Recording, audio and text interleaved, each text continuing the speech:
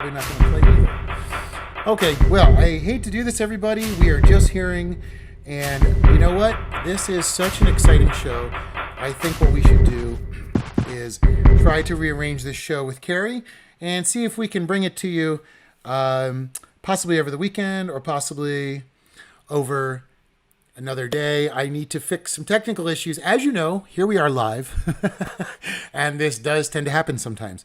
So I just wanted to say to everybody that I see you. Janet Dowell sees me. You're up. Oh my gosh, I cannot actually see myself. How interesting is that? I'm happy with this. Okay, everybody. So here we are. Okay, well, there we are. Let's do this. Everybody, I'm glad to hear you can see me. I'm glad you're here with me today. Let's just start from the beginning. This is episode 26 of the Conservation Conversation with a very exciting guest, KerryDavid, who's a conservationist filmmaker. And she does more than just that. And we're going to talk today about ways that you can get involved in saving the world in every capacity, because everybody has something that we can offer. Super excited for today. Anyway, we're going to go ahead and start the opening. If you already watched it, we're going to go ahead and pop it back in again. And then so we're going to come back and start working on the show.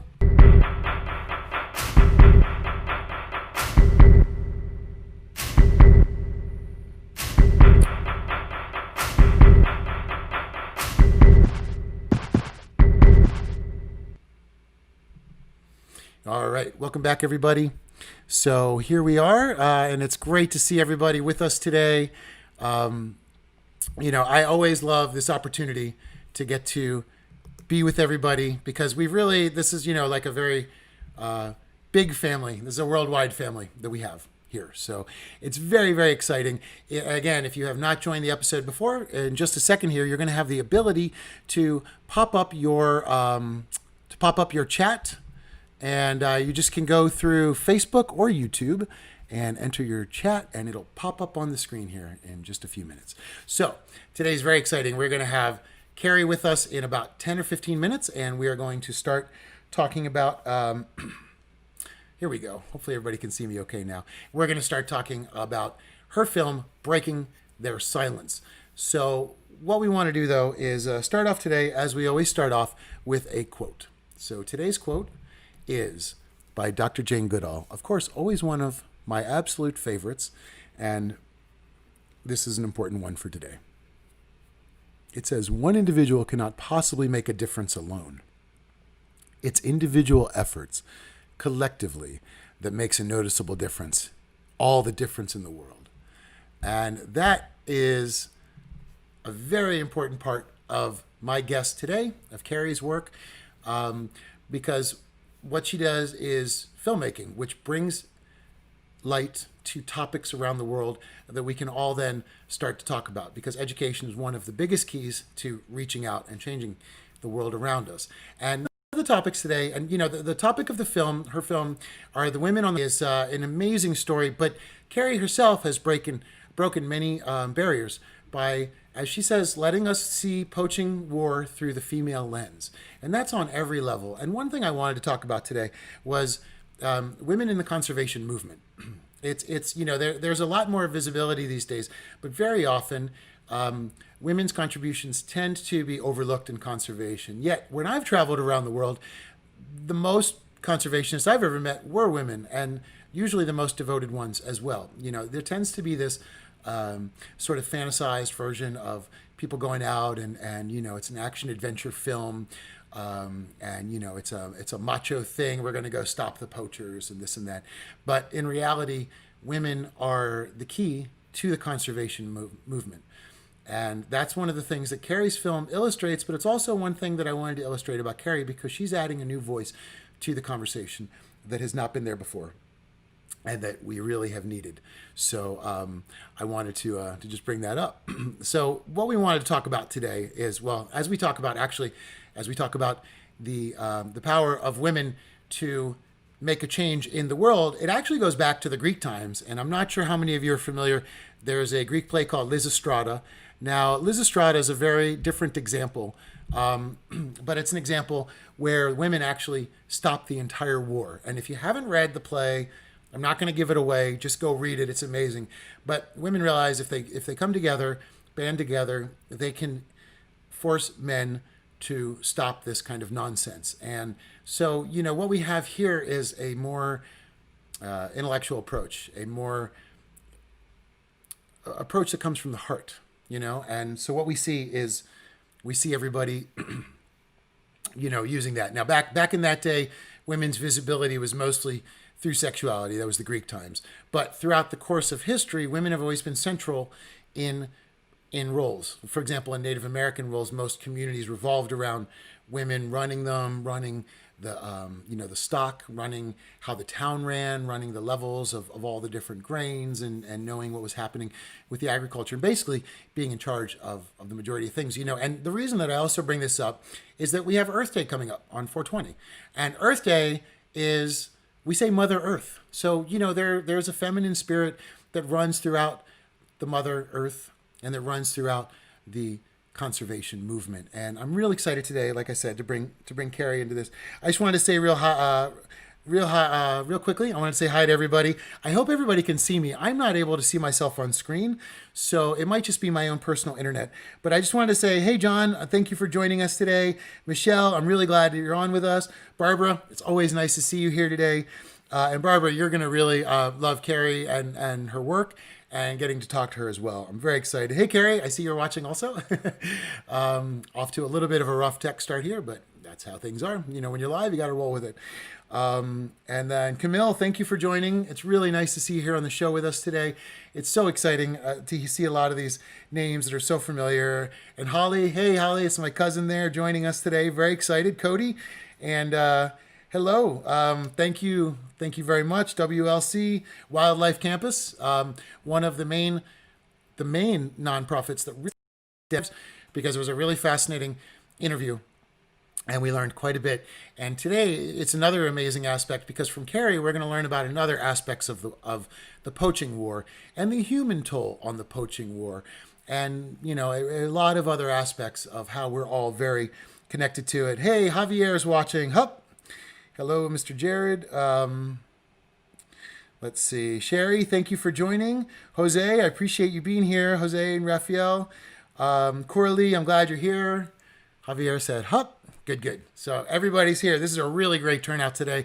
Like I said, I'm very excited. Kerry is not only a great filmmaker, but a very inspirational person, because she uses her work to promote the project, to promote the concept of the film. When you see Kerry talking in interviews, she'll spend every moment that she has in an interview, and you've got to go to her website. It's incredible, and see the press that she's already done. She's incredibly well-spoken and really helps conservation come to a new forefront and help people see it in a brand new fashion that they hadn't seen it before. And I love the way that she does that. When she's out in her interviews, she tends to not even really talk about so much her experience. And I'm hoping that she'll talk to us a little bit today about that, because it's quite incredible. Because Kerry is like myself, a filmmaker that entered conservation, not a conservationist necessarily that entered filmmaking. So we had to kind of get up to speed a little bit and know what it's like to get out there in the field with that and to get into these topics. And it takes a little bit of a learning curve. So, the idea is we all have something we can offer, and that's what we want to talk about today. We're going to talk about the human toll that totally surrounds poaching. And that starts from the poachers all the way to the final market, which many people will be surprised where those final markets are. So real fast, before we bring Kerry on, we're going to bring Kerry on in about 5 minutes from now. But what I wanted to do is just illustrate a little bit of the issues that we do face here in a conservation. Again, I didn't want people to think that poaching is something that just happens in one part of the world and doesn't affect the rest of us. With coronavirus, we have learned, the animal trade that's international, that's illegal, can affect all of us. And the reason that I bring this up is because one of the main issues is bushmeat. Bushmeat is a meat that basically comes from any animal that they can find while they're out in the wild. When I was in Peru, I saw tons of bushmeat. You just see legs, and you can't really even tell what is going on there. So it's a very complicated issue, because bushmeat it's hard to track, it's hard to trace, and it's hard for people to keep up with and know exactly what's happening. Now, the thing is, when we talk about bushmeat, we have to remember that AIDS comes from bushmeat, crossed into humans from chimpanzees in the 20s. And it comes back again to the African hunters and directly from that. Now, bushmeat, over 180,000 pounds of it is smuggled into the U.S. every year. We currently have lost our country of origin labeling laws. So once the meat is smuggled in, it can actually be processed in America and then put back out on the shelves and considered a product of America. So there's a lot of sneaky ways that they are bringing in bushmeat into our country. So bushmeat is a major thing. And I bring this up right now because, we know that we can get diseases from animals and how we treat animals. And we have to remember poaching, just like all other animal abuse and animal neglect, and animal agriculture affects the entire world. So we know that now. Like I said, through coronavirus, we're all very conscious of this. And we have to remember that poaching is not something that just happens in Africa and someone else is taking care of it. And that's what that is. We have to do a little bit more than that. And we have to understand we're actually one of the biggest markets. It's actually legal inside of the United States to bring in rhino horn, elephant tusk, ivory. You'd be shocked at how open it is. We're going to talk with Kerry a little bit more about that. But I just wanted to bring up the fact that poaching itself is a big, big industry. It's over a $20 billion a year industry, and it's rapidly growing. So one of the big prizes is rhino horn. Now, rhino horn is just made from keratin, which is just a protein that's, your fingernails are rhino horn, basically. Now, in Chinese medicine, it's supposedly to help out with everything from cancer to gout to everything else. They take the rhino horn, they turn it into a powder and sell it through Chinese medicine. And in 2017, China said, we're going to temporarily stop the import of ivory till we can assess what's happening with the worldwide populations. Unfortunately, in 2018, tiger bones, which are sent and then boiled down into what's called tiger cake, which is the jelly from the bones, and rhino horn were legalized for use in Chinese medicine in China in 2018, which means that the issues that everybody that works on anti-poaching faces will have these same issues that they're going to have to now deal with at an even larger scale. Because even though supposedly this is going to be a regulated and monitored thing, we know that it's not. So we know that we're going to end up with a lot more problems that come out of this thing that they're doing, which is allowing this to come back in. And again, it's just keratin. It is not any form of magical thing. I believe Rhino Hornet even said maybe you could tell somebody was lying if you drank a cup of it. I mean, it's just crazy, some of the things. And, not to dispel homeopathy, but Chinese medicine is a lot of sort of guesswork, and none of it has any scientific proven results. So we are destroying animals, and we are putting them into critically endangered areas by trying to continue with this Chinese medicine. Now, when we talk about hunting, the point is that we are allowed to bring it into the United States through trophy hunting. How hard is it to go kill a rhino or an elephant? It's very easy. You can actually order it online. And, now a lot of people may argue that there's a lot of benefit in this trophy hunting, but it is a loophole that our country allows trophy hunters to continue to bring in fresh rhino horn and fresh ivory. And this is the thing that we really feel needs to be curtailed.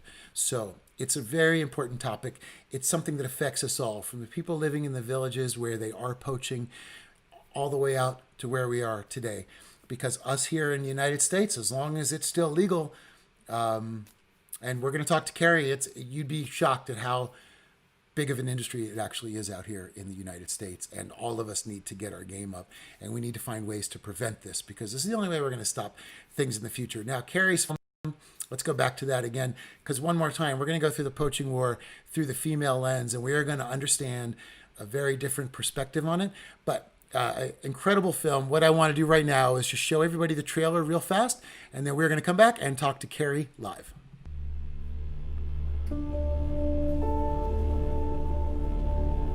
So the film is about women on the front line of the poaching war.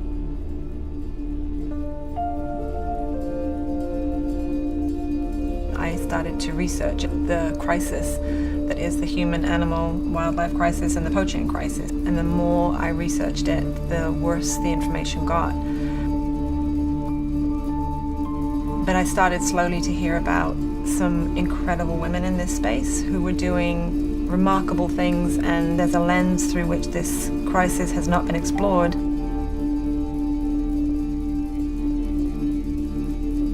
And that's the female lens. We can be persuasive, we can use our instincts.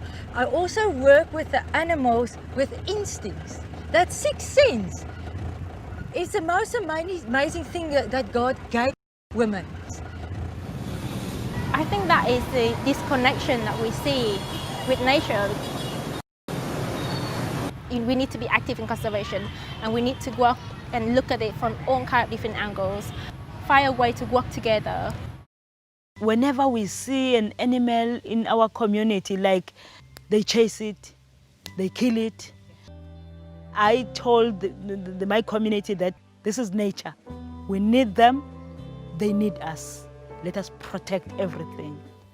As women, we need to have a voice to our men, not to kill nature, because our future generation needs these animals.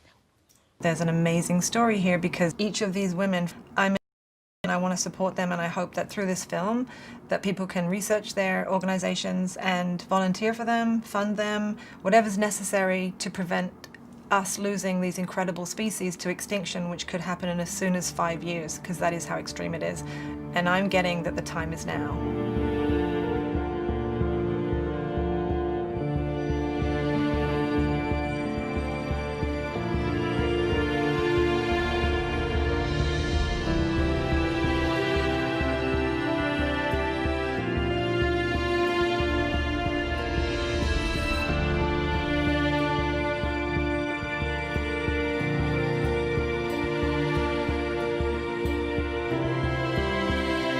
We need to stand together and say, but I want to understand what's going on. The solution is a global solution of saving the species for eternity. You can be part of it.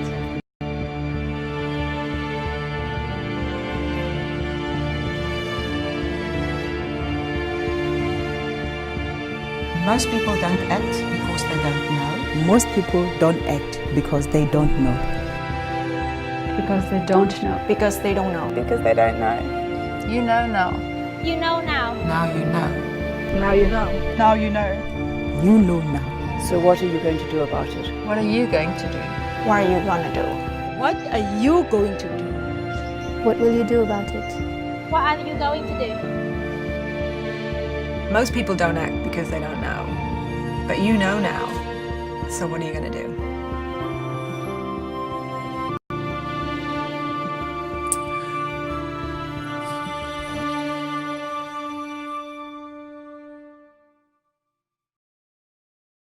Just my luck, right? So here we go. We are now back with Kerry. Hey, Kerry, thanks for joining us on the show today.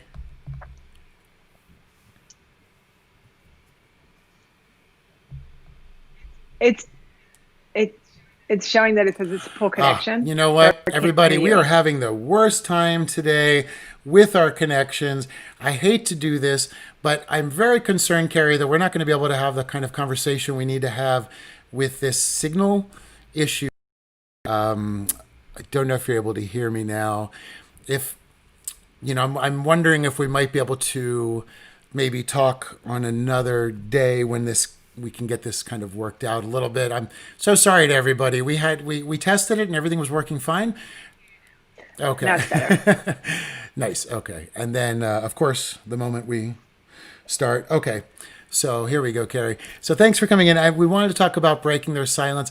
First, if you could just kind of tell me how, how you got involved and what was it about the story that you heard that inspired you to take a camera out there?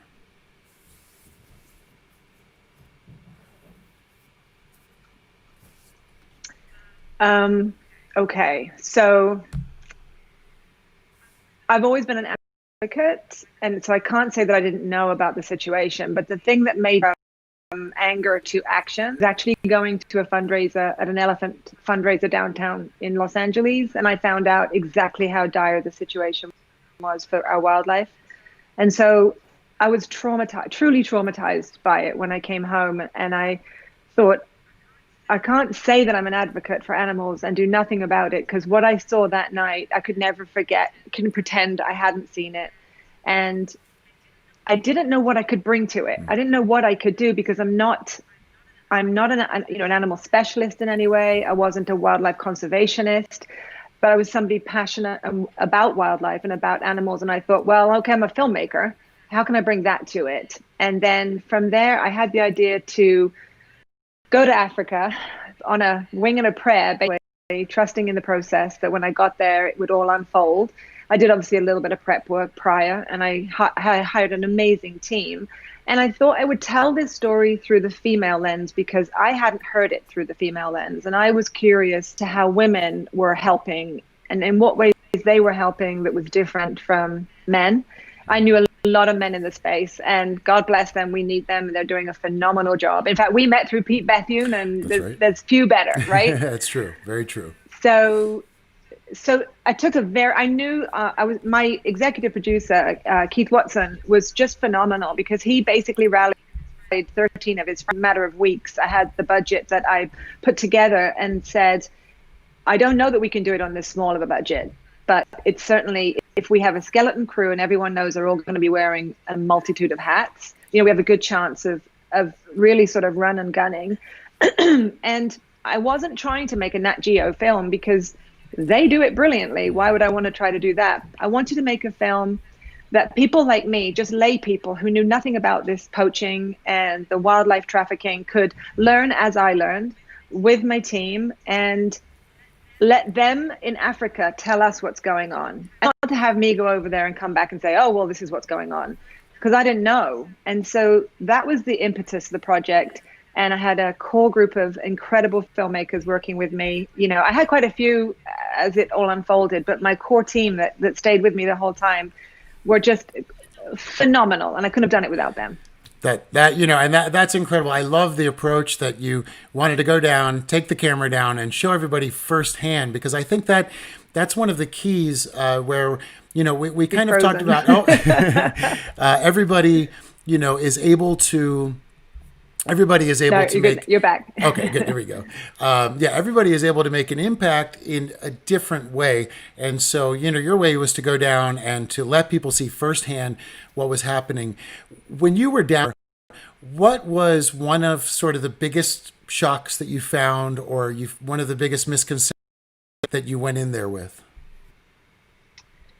One of the biggest shocks. How prevalent it was. People understood the whole topic. Invasive over there. Everyone knows about rhino poaching. Everybody knows that the wildlife are being driven out of their lands. Like, they literally have nowhere else to go. This coronavirus that's come up, and the SARS virus and the MERS virus, they all came from animals and wildlife that really we should never have interacted with. Because, like you had said earlier on Facebook, the bushmeat is it's packaged and then shipped to the US, and we have no idea. We think it's beef from America. It's bushmeat from Africa, and it could be a monkey, it could be we have no idea. And that's how disease travels, right? That's how it comes to us. So it's talk about a timely movie. It was not my intention to go there and explain how a pangolin ends up in a wet market in Vietnam.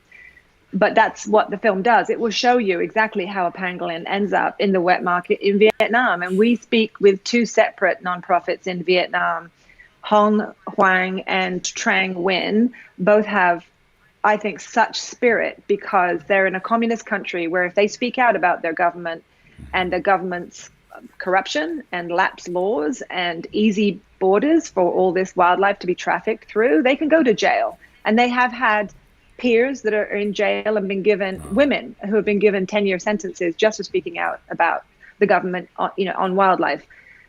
And you can research a woman called Mother Mushroom. She's a perfect case, although I do believe they let her out early, but she had hard labor. So they have to talk about this. They're trying to implement in their country. They're trying to explain why we need wildlife and why what we're doing isn't working. And it has been scientifically unproven that rhino horn can help. Or tiger bones do anything. It's exactly as you said earlier. But, they're trying to change a culture, an entire culture that believes that if you use wildlife products, they are more potent. So you can't even, one of the problems in Vietnam, well, one of the problems in Asia is that they keep bears locked in cages where the bear cannot move around, and they stab needles into the bear to extract the bear bile because they think the bear bile is medicinal. It's so inhumane. There's not even any words to express it. So they're up against trying to change a culture that believes that this will cure cancer.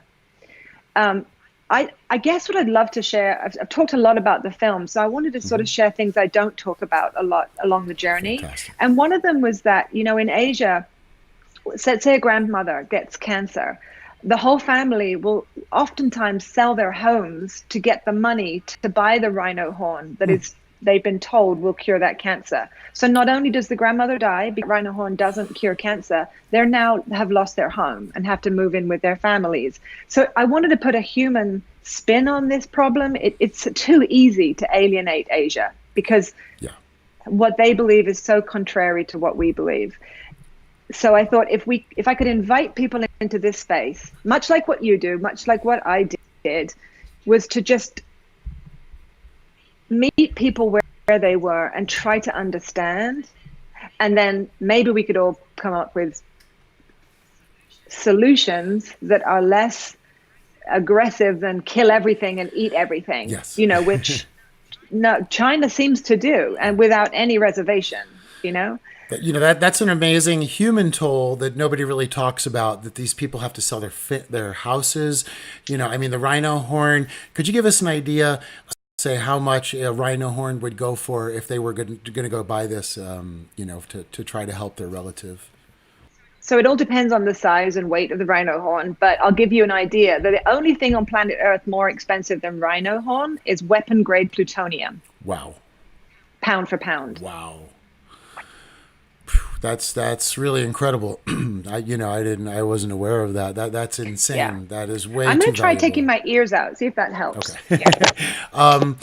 Now, so, we talked about the human toll that sometimes even the people in the markets have. What I wanted to ask about too is, when you were there, what kind of human toll did you find inside of the actual poachers' villages themselves, or the poachers themselves? What sort of experience and what sort of human toll? Why are they out there doing this, and how is it possible, do you think, that we can sort of help change all that? Okay, so I'm not here to say I have the solution to all this, because I don't. Nobody does. But I can tell you that on the journey for breaking their silence, I knew I had to meet a poacher, and it was the thing I was most dreading about the entire trip, thinking if I'm going to do a fair and balanced review of this or telling of this story, then I'm going to have to meet one. So I went to Rwanda, and there was an amazing man there called Edwin Subaru, who is Rwandan, went to law school, was going to be a lawyer. He learned about the poaching in Rwanda, his home country, and he decided he was just going to do something about it. No one in his family ever had before. Don't know where that came from. He doesn't know where it came from, the desire to help his wildlife. So he went to the mountain, he went to volcanoes in Rwanda, and it's sort of a parable, because you want to do what he did, which was he went and lived with the poachers who all lived in the forest. They didn't have homes. They literally lived in the forest. Self-admittedly that they didn't bathe, they were dirty, they were smelly, they were almost aliens compared to other Rwandans. And their entire life was poaching. Wow. And so he lived with them for a year, and he gained their trust. And after a year, all he had was $1,500 to his name. He called a meeting of all the tribes. He said, lay down your weapons and come to this communal meeting. And he said to them, I want you to not poach. You know me now. You know my intentions. I've lived with you for a year. My intentions are good. Let's find another way. And here's all the money I have in the world. How can we best use that? So it's cutting a very, very long story short. They did work with him, and now they had created a reformed poachers village.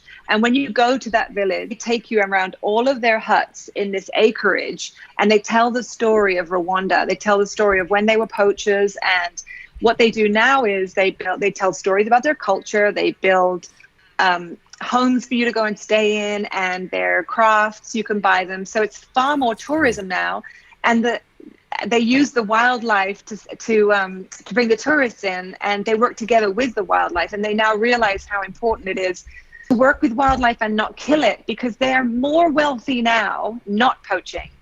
They own homes, they own land, they have communities, they have tribal meetings where they all decide what's best for the tribe. And now that has been franchised over 13 different regions in Rwanda. And it's so successful that even people who were not poachers try to get in to be a part of the community. So that's a perfect success model. That's how it works when it works.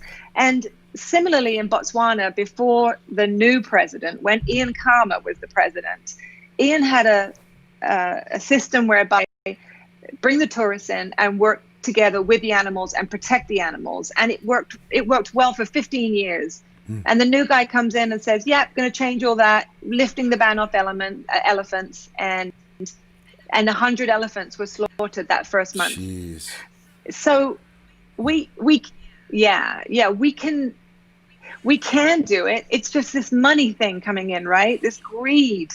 Everything has a dollar bill on it. So an elephant will go for $39,000 in Botswana. One elephant, if you want to shoot it, it'll cost you $39,000. Big Life did a survey that says over the life of an elephant through tourism, that one elephant.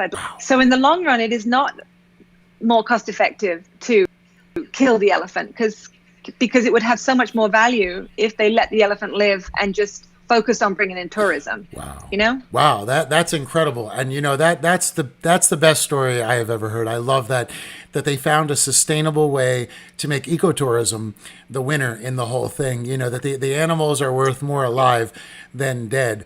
You know, I was reading that it was about a $20 billion industry, poaching, but tourism, and I think ecotourism in Africa was somewhere around over $200 billion industry. So they actually have so much throughout the whole continent that, you know, I think it's to hear that story is incredible, and it gives us, because there are sustainable models how to live, and this is what a lot of people are not understanding.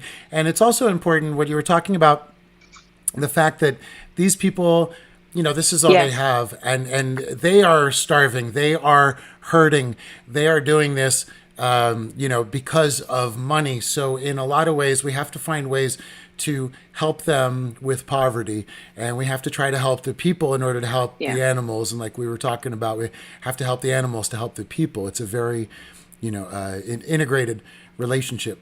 And I love that model takes place, you know, on the value of the animal's life, as opposed to the value of their hide, which, you know, is unfortunately still so common. You know, we saw that a lot in South America when I was down there with Pete. There were entire networks of huts that were set up, and the poachers all kind of knew each other, and everybody moves around, and they use these pre-established houses and camping areas in order to, you know, to kind of work together. So it's crazy because they really work together in a lot of ways. And, you know, a lot of the anti-poaching units are now starting to really bring all their intelligence and work together. And for everybody that has not seen the documentary yet, or hasn't even watched the trailer yet, can you just tell us a little bit about the anti-poaching unit that you spent time with? Okay, that's two stories. So in the film, what I focused on were the women who are all in very different arenas, all within fighting on the front lines. So we spent time with a prosecutor. She's 100% success rate with convicting rhino poachers. And I spent time with game rangers out in the field. No anti-poaching units in the film. I was invited by Nambiti Private Game Reserve. Clark Smith is a dear friend out there, and he runs it. And he invited myself and my friend Autumn Burke, who's a congresswoman. We went out there, and after 2 days of being with them, they invited us to go out on a walking tour with their anti-poaching units, like the ones that actually patrolled Nambiti. And the day prior, we had been charged by a bull elephant, and it was called a mock charge. But let me tell you, when you're sitting in a Jeep and an elephant charges at you, mock or not, it is terrifying. You know, it's exciting and exhilarating, but that's a whole lot of beasts coming at you. A pride of male lions came up and around the Jeep, and I never realized how huge lions are. They're not small, they're enormous. And we were in a Jeep, so they think that you're like one big beast and you're safe, right? But you get out the Jeep and it's a whole different story. So when they put it to us, they said, hey, you guys showed a lot of courage today. We would love to invite you to go walking with our actual anti-poaching unit. So we said, sure. Well, at 4 a.m. I woke up and I thought, I'm going to kill everybody because I'm going to be terrified and run off. I'm going to be that like wild card. So I met with the head ranger at like 3:30 in the morning, and I just said to him, I'm so sorry. I said, I don't think I should go because I think I'd be really terrified if you could bump into a lion or an elephant on foot. And then he said, well, are you more afraid of the elephants or of the lions? And I really hadn't thought about it. And I said, well, I guess the lions. And he goes, okay, so we'll avoid the lions, like totally joking. So we go out on this patrol, which was so eye-opening because they walk 22 acres every day, right? And it's up mountains, down mountains. We were tracking these 2 black rhino, and you keep doubling where you were, and then you come up again. And I looked at their boots. We had great boots. Like we obviously, you pay money because you know you're going to your feet. And we looked at their boots; they were in tatters. So when we came back, it was the most exhilarating thing. That was our anti-poaching unit. And through Over and Above Africa, which is that nonprofit I started, because I was learning about it through the film, with my friend Jennifer Pfister, she's our executive director. And we raised money, and it was our very first raise, and it was boots for rangers. And so we came back, and within, I think, 3 weeks, we'd raised $5,000, and we got all of these boots for the entire anti-poaching unit, and then some. And so they now have boots forever, which is, that's how I see that the West can help. It's like, that's something they could never afford for themselves, but it's so easy to come back here and just raise some money and do that for them. And it's a loving gesture. It's not patronizing. It's not charity. It's just a loving gesture. And they were more thrilled that someone on the other side of the world cared about them, and the boots were secondary. Oh, that's a beautiful story. And I love that, that's exactly it, that we can still find ways to help, because that's one thing we really wanted to talk about is solutions. I mean, so often in conservation, people feel helpless, they feel overwhelmed, and especially when it comes to poaching topics, people think it's something over there, it's something that they can't necessarily always jump in on. But I know that you and I share a philosophy that everybody has a very important role to play, whether it's your revolution through your routine, the choices you make on a day-to-day basis, and what you choose and what you buy. If you're going to an auction house, make sure not to buy something out of rhino horn or out of ivory. Make sure to change the markets around us. But there's other ways as well that we can get involved. So I wanted to ask you, the best ways that people can get involved in this topic and help out. It's a great question because so I was asked to give a TEDx talk, which if anyone who knows me knows that is the most terrifying thing in the world, public speaking.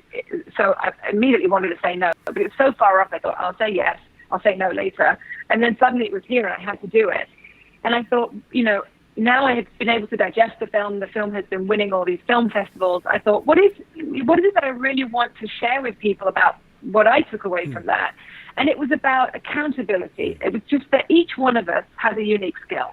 So for me, I'm a filmmaker, and I was able to go and make a film. That's not everybody's life, and I understand that. And I think that people feel like to really make an impact in conservation, you have to give up your job and then spend 6 months. But like your quote at the beginning, what Jane said, about it's just each of us doing one thing. So for instance, if you're really good at web designing, or if you're learning it and want to help out a nonprofit here, most nonprofits that I know need help in the administration because we don't want to spend our money on our admin. We want to give all of our money to Africa where it's needed. And so we sort of scramble, and I say we collectively, with the admin side of it. So if you're an accountant, offer to do a couple of hours of accounting for a nonprofit that you believe in.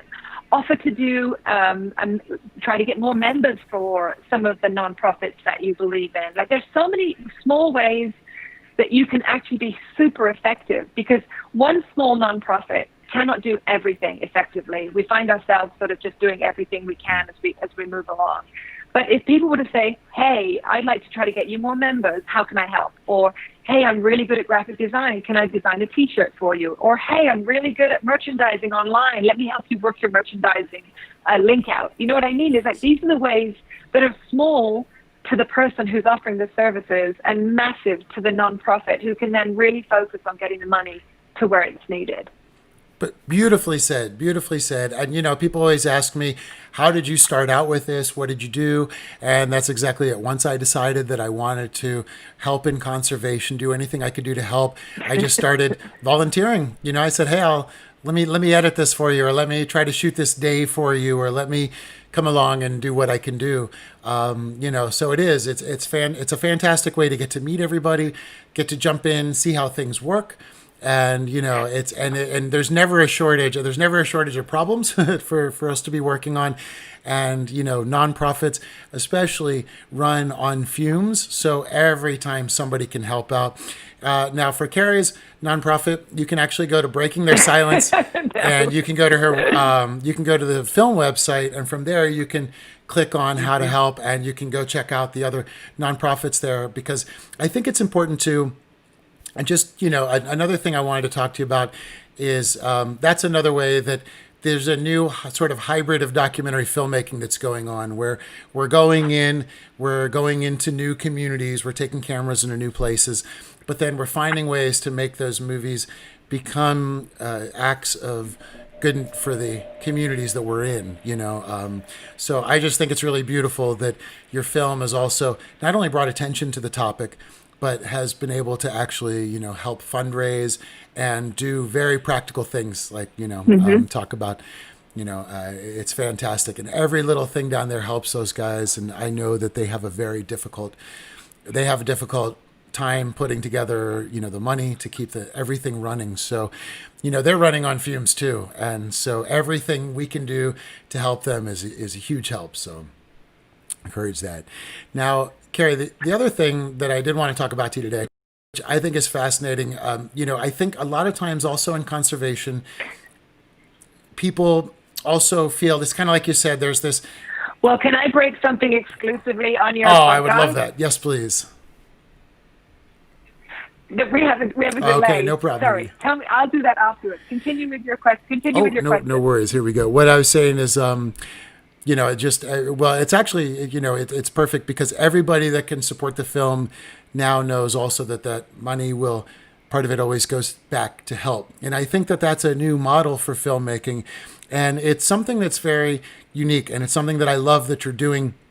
And I feel like a lot of that also comes from, because it comes through the female lens. And one thing I wanted to ask you about, in conservation, there tends to be this mythology because of discovery that it's kind of like, you got to go on a ship for 9 months, or you got to go to battle and you have to be macho and do all this stuff.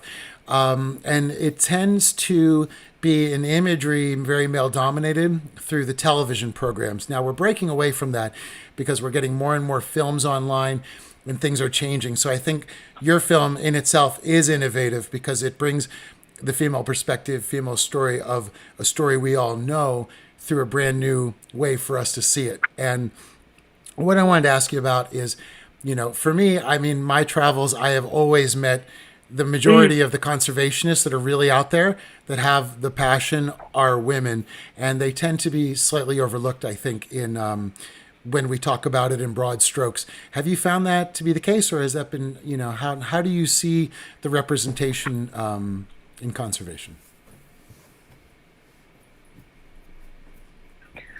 I'm sorry, you just sounded really drunk. I couldn't put it all together. What did you? Here we go. No problem. Yeah, no worries. I know this. This whole delay is causing a little bit of an issue. What I was saying is with with women in representation in conservation. In conservation and television, it tends to be very male dominated. It's like whale wars or something wars, or there's always a battle and it's always men. And it's a lot of, sort of macho, sort of a sacrifice. And those guys are out there and they are critical. I had the privilege to go work with one of those guys for a while, and they're incredible. And they're just devoted and wired to be in the field. But there's also, when I was traveling, I found that the majority of people that were very passionate, and the majority of conservationists in general that I met, were women.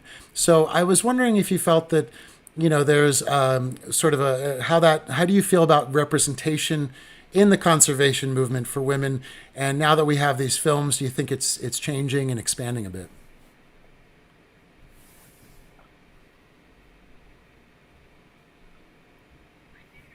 I do. I really do. One of the women in my film, Petronelle Nivet, she has Care for Wild, which focuses on rhinos.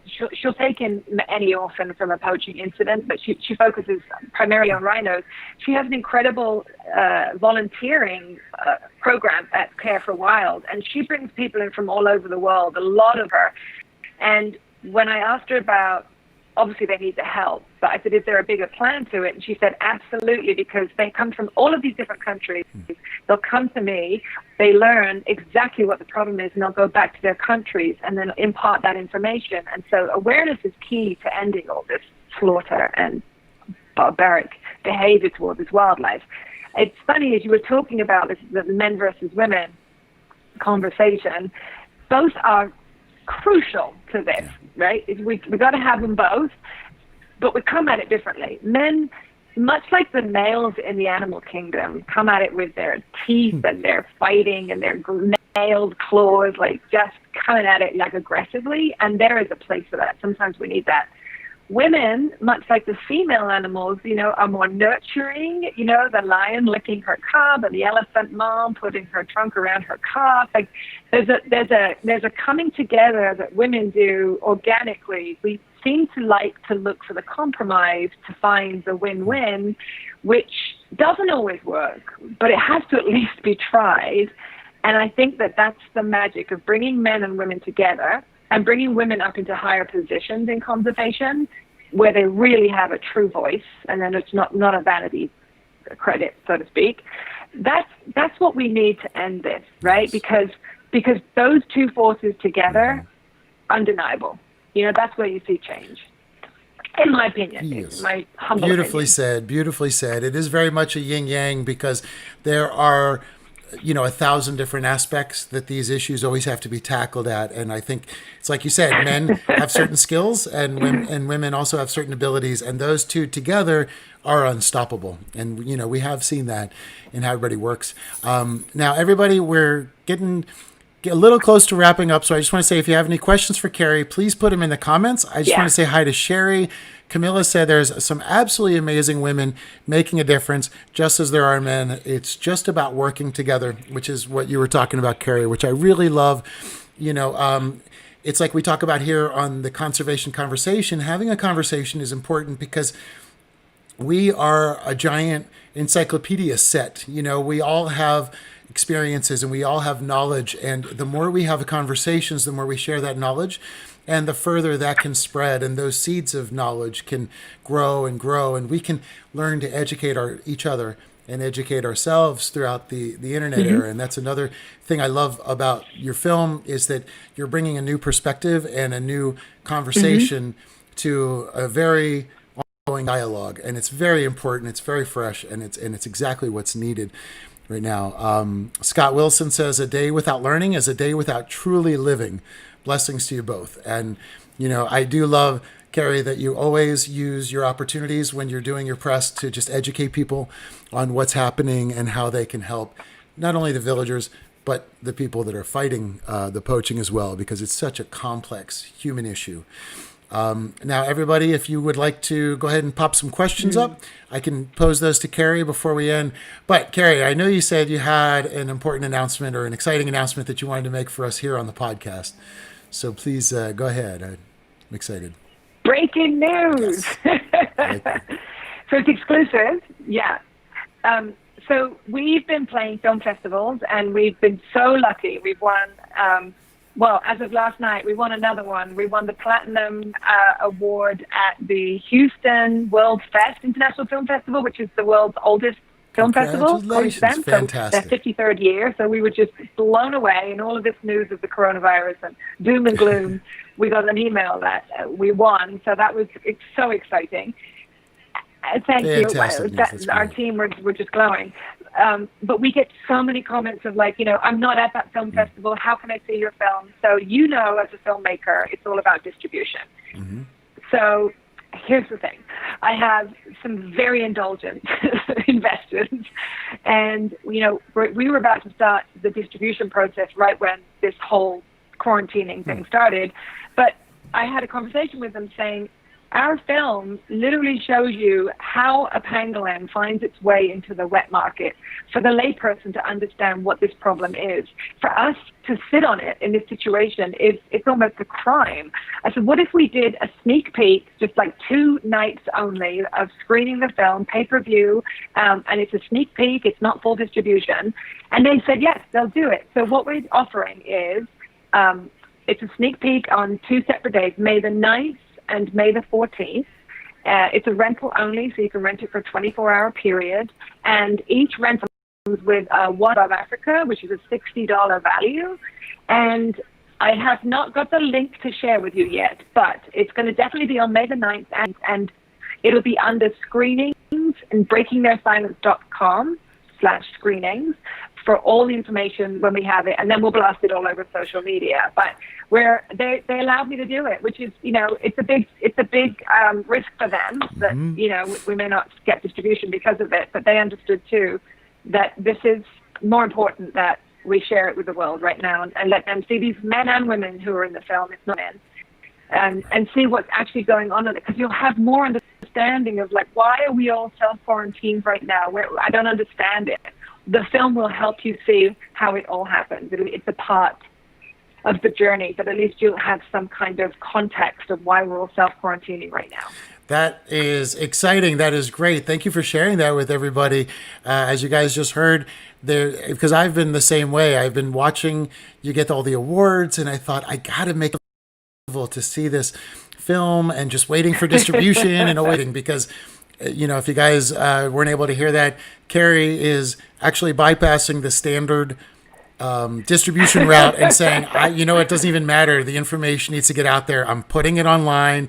You can rent it, and it actually it's an unknown path. Whether it hurts your distribution or not. I love that you don't really care about that aspect. You just want to make sure people get educated, people learn, and like you said, what is happening there is exactly on the grounds, and it relates perfectly to this coronavirus right now and the time that we're facing because of all the neglect and all the destruction we've done to our natural world. The world has bitten us back for a little bit.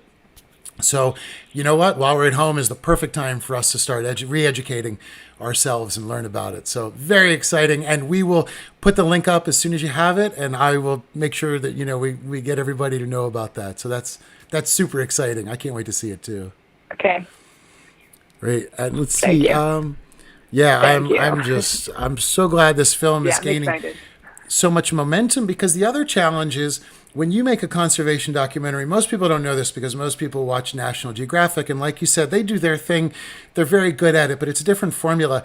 You tried to really get into the nitty-gritty, into the front line, take your camera where it hasn't been before, and show people the true scope of this story from beginning to end. And I think that, what people don't know is that it's almost, for most of us, almost impossible to sell a conservation agenda or to sell a conservation story that's not super rough and tumble, and it's a difficult industry as is. So, I love that you're brave in the face of that and have decided to just make sure that everybody gets it regardless, because it's a challenge always for conservation films to find homes and to find distribution. So I think you sharing it that's revolutionary in its own. You probably don't realize that. You're very humble. You don't take too much credit for all the innovation that you do and all the work that you're doing. So thank you so much, because you're changing the game as you're going through it. It makes all the difference. Vicky says, thank you, Kerry. You're too kind. You're one of my inspirations, Kerry, and I'm very excited to have you here. So. And you are too. I started your documentary. And it's amazing. Thank you. I'm glad you. Perfect. I'm excited. We're going to have some distribution going on by the end of the year, and hopefully I can help add to, like I said, this bigger dialogue. Add a new conversation in. Sherry says, plant the seed and nourish it. It will grow. Vic Chabra is watching. Hey, Vic. You will. Vic is always doing conservation work and is a big water activist down in Florida and is always here with us. Gary says, hey. Sherry also says, #women warriors. And I love that, because this is exactly what we're talking about. This is what we need. More balance in the perspectives, more balance in the voices that are being heard. And Kerry, you have, like I said, really brought a new story out and changed everything. So as a conservationist, I thank you. And I want to thank you for being on today. It looks like people are all saying thank you very much. They don't seem to have too many questions. Coralie does say thank you, Kerry. And Coralie is a friend of mine that I met traveling with Captain Pete. And Coralie did a lot with us on there and is always very active. So I know she. And she's she's a fantastic activist. Pete's at 6 degrees. See, exactly. Love that. Well, Kerry, I wanted to thank you so much for being on the show today and hanging in there through all these little tech issues as well. It's fine. It's fine. Perfect. Thanks for having me on, Eric. Oh, it's a real pleasure, and your story is fantastic. The interview was wonderful, and you gave us so much to think about today. Thank you so much. Aw. Thanks. Bye. Talk to you soon. Thank you. Bye-bye. All right, everybody. That was KerryDavid, one of the most incredible conservation filmmakers that I know. And with talking about her new film, Breaking Their Silence, but not giving the standard interview, but actually talking to us a little bit more about how all of us can fit in and make a change. And Kerry brought up these great points that no matter what your specialty is, conservation can use your help. So if you want to help, you can do everything from helping pass on information on social media to working with an NGO to volunteering your time, maybe starting an NGO when you find that there's something missing there. A lot of us accidentally stumble into our corners that we end up finding. So it's a very important thing that we all keep searching, and that we all remember that, as I always say, as much as we are part of the problem, we are the solution just the same. So as Kerry was saying, all of us can get together, male, female, your local people, international people. We have access to everybody now. And the more we can all get together, the more that we can change how nature, the environment, and the animals are treated. And all of us have a way to do that. And, some of us make films like Kerry and I do. We hope that we can be flashlights in the dark and bring in some new information that can then get conversations going on local levels. They always say that a great film ends after the credits start. I mean, the great film begins after credits start.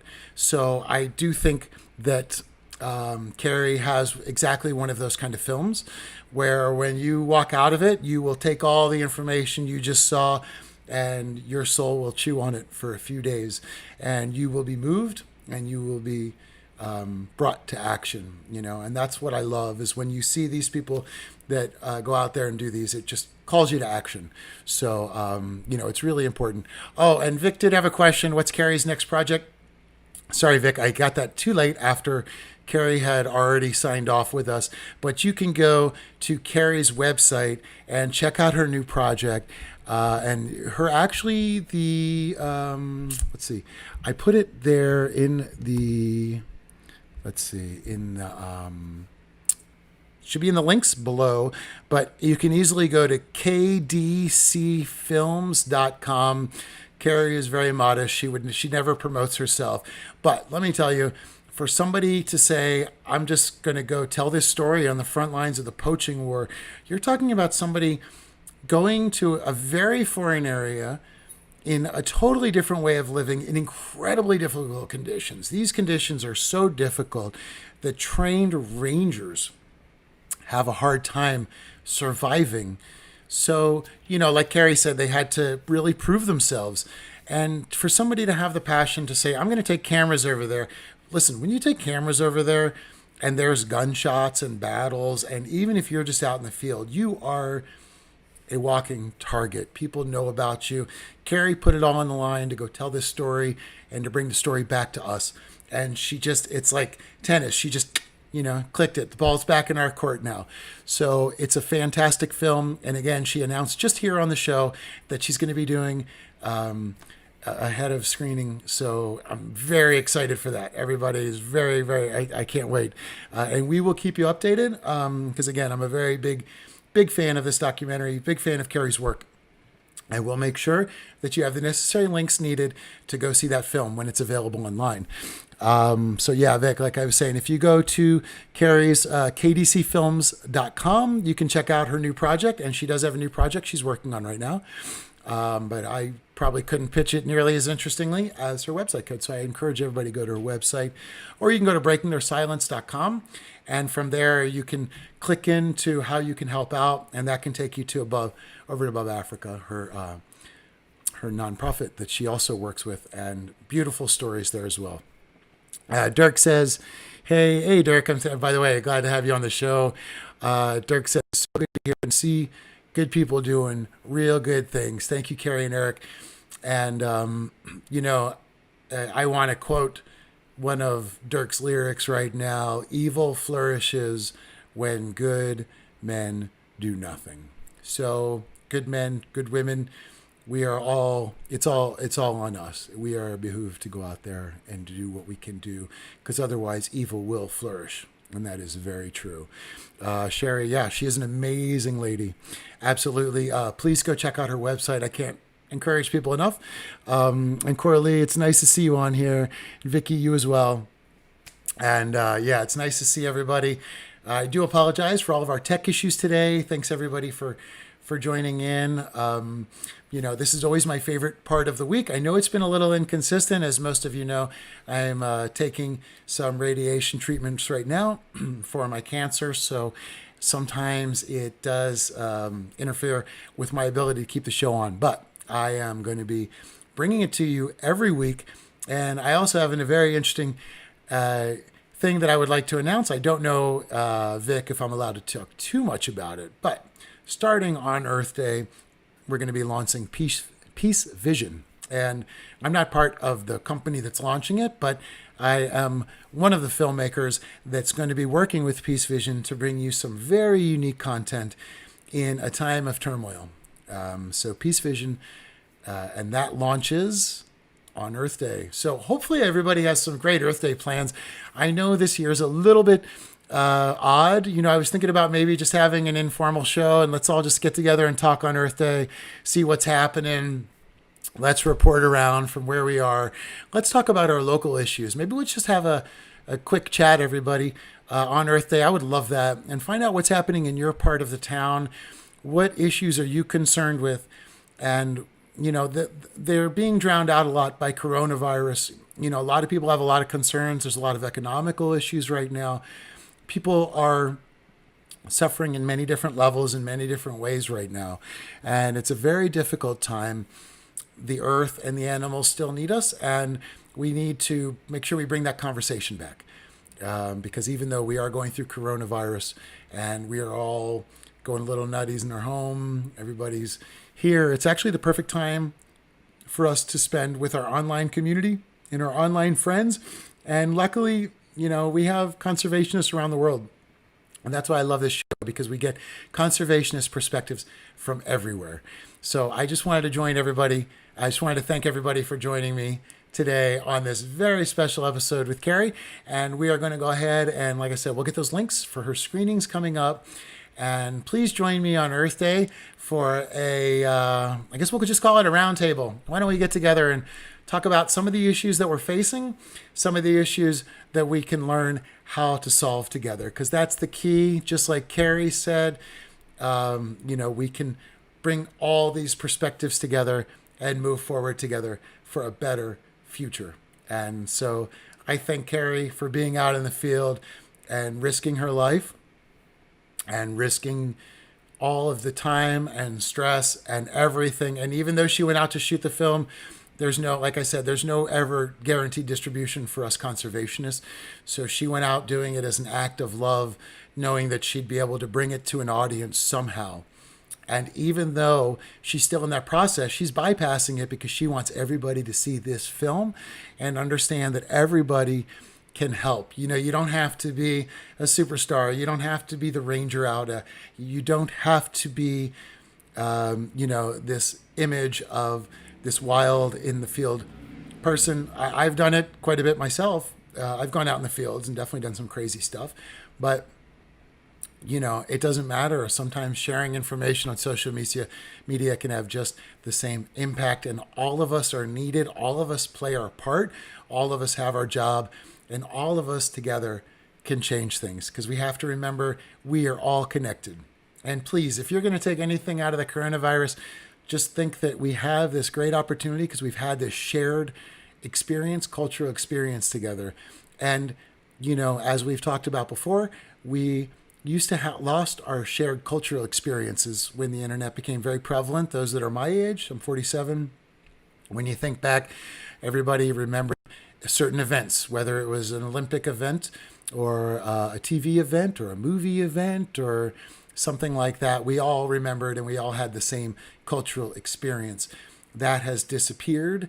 Things have become more individualized and isolated, and we've forgotten how to talk to each other in a lot of fashions. So now we have had this shared cultural experience, and everybody around the world realizes that unless we all clean up our own backyards, Kerry made it a good point that we needed to understand what's happening in China. We don't want to just vilify people for what's happening. There are activists in Vietnam, China, and other places that are fighting this just as hard as we are.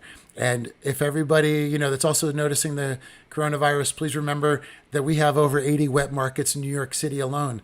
When I was in wet markets in Vietnam, one of the main foods was frogs. You can buy these frogs all around the USA too, and they're alive, and they will cut them for you live when you buy them. And I did not want to put video of it on today because I don't really want to gross everybody out. But let me just tell you, it's something you never forget. In a wet market is a very different experience. I've seen bushmeat in many markets, and it's very disturbing also. So these are the things, but they're happening here in America. They're happening in the UK. They're happening in Germany. They're happening in Africa. They're happening in China, Vietnam. They are happening everywhere because people are living in abject poverty, and we have to find a way to give those people alternatives. And as Kerry said, there's that beautiful model that she discovered over there, and now people are using it, and over 13 villages are using that model and understanding that there's more money in ecotourism than in death, which makes me happy, and I'm sure it brings a smile to everyone else's face. So I just wanted to thank everybody for being here today. Everybody, hey, Reed, wow, good to see you, man. I haven't seen Reed for a while. Reed, are you back here in the States? Reed and I were out on some adventures overseas as well. I'm Michelle, nice to see you. And Michelle, I hope you're staying safe, and everybody's staying safe out there, whether you work in the medical field or you're just at home. I hope everybody's safe, healthy, happy, and just keeping their spirits up. And hey, if anybody's feeling isolated at any point, please reach out, send me an email, hit me up on Facebook, call me on Skype, call me anything. Just please don't be isolated, okay? We have to remember to keep this together, and we have to find these great solutions, because if we can talk to more conservationists around the world about international problems that are in all of our backyards, we can find ways, once we move out of the coronavirus with this cultural shared experience, to really, truly, honestly address for the first time the international wildlife market, whether it's a wet market It's a rhino market. It's an ivory market. The international wildlife market itself, whether we're talking about live exports also, these things are all happening. They're all contributing to the environmental factors that we have here. Hey, Sam, thanks for being on today, man. It's good to see. It's good to see your name up there. Yeah, another friend from way back in the day. So, guys, I just want to say hi to everybody. Molly says, yeah, you should be able to go surfing soon again. Yeah, I'm hoping that soon this will be under control and I'll be able to get back out there. I'm looking forward to it. I know we all miss nature. I mean, look, we're all here. We all love nature. We're all conservationists on this show. So, I know all of us are itching inside to get back out and be amongst our nature. So thanks, Kerry. Yes, definitely stay safe. And, for those of you that are out in the country, I know you're able to social distance a lot better. And, I'm just glad to hear everybody's doing okay. So thanks again, everybody, for joining. And it was a fantastic show today. I really enjoyed having KerryDavid on. She is somebody that is changing the way documentaries are done and the way we look at conservation. And that is so innovative and so needed. And she's reinvigorating the industry. And she's fantastic. And also a good friend of mine and just one of my inspirations. So today was a very special show for me. And yeah, Sam, thank you. Good to see you on here too. I think if I remember correctly, you're on the East Coast. So I hope everybody, around the world is doing okay. So thanks again for being on the Conservation Conversation. I appreciate everybody joining in today, talking to us, being on the show, and like I said, going through all the technical issues. So I will see everybody on Earth Day, for our next episode, and we'll talk about backyards. What's going on in your backyard? So remember, it's our world. Let's talk about it. All right, everybody.